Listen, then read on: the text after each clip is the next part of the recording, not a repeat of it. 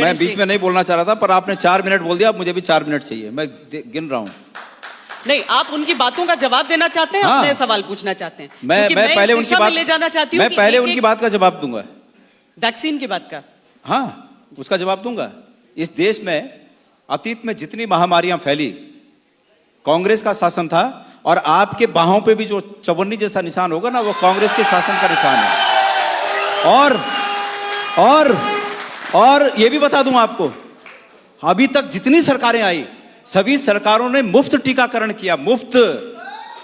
आप कोई नया काम नहीं कर रहे हैं। हाँ, ये जरूर है कि पहली बार हो रहा है कि अगर टीका भी लग रहा है तो उसमें प्रधानमंत्री जी की फोटो पहले दिख रही है कि भाई ये ही हैं, ये हैं करके आप बचे हो।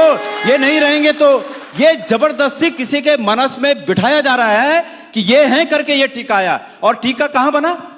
कांग्रेस के द्वारा निर्मित प्रयोगशालाओं में टीका बना है। आप भूल जाइए, आपने 7 साल में अगर एक नई प्रयोगशाला बनाई हो, भारतीय जनता पार्टी की सरकारों ने इस देश में कोई नया काम, एम्स कांग्रेस की देन है, तमाम प्रयोगशालाएं कांग्रेस की देन है। मुझे खुशी है इस बात की, और कांग्रेस के शासन की देन है। लेकिन उससे बढ़कर यह बात है कि वो हिंदुस्तान की देन है, भारत की देन है। मुझे इस बात पर फक्र है। आप इसको किसी एक व्यक्ति का श्रेय मान रहे हैं कि उस व्यक्ति का श्रेय है।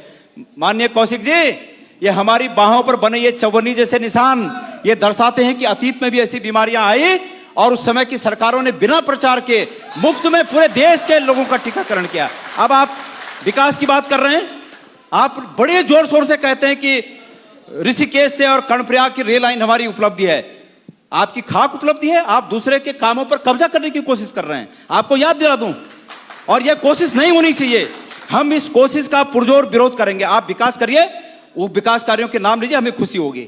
लेकिन ऋषिकेश कर्णप्रयाग रेल लाइन, एंटनी जी ने उसका शिलान्यास किया। यूपीए 2 की सरकार में उसके लिए बजट पारित हुआ, काम चालू हुआ। अब आपके समय में वो पूरा हो, अच्छी बात है, लेकिन दूसरे के कामों पर श्रेय मत लीजिए।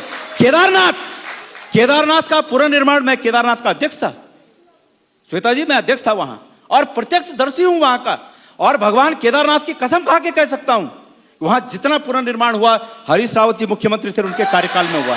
और आप लोगों ने पूरे देश को बताना चाहता हूं, मैं धन्यवाद देना चाहूंगा कि इस राष्ट्रीय चैनल ने मुझे यहां पर आने का मौका दिया।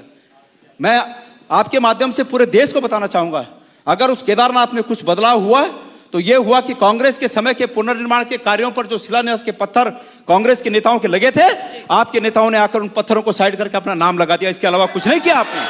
तो यह विकास कार्य है, ये गहरी खाई है जिनको पाटना पड़ेगा। आपको इसके लिए जवाबदेह ठहराया जाएगा और इस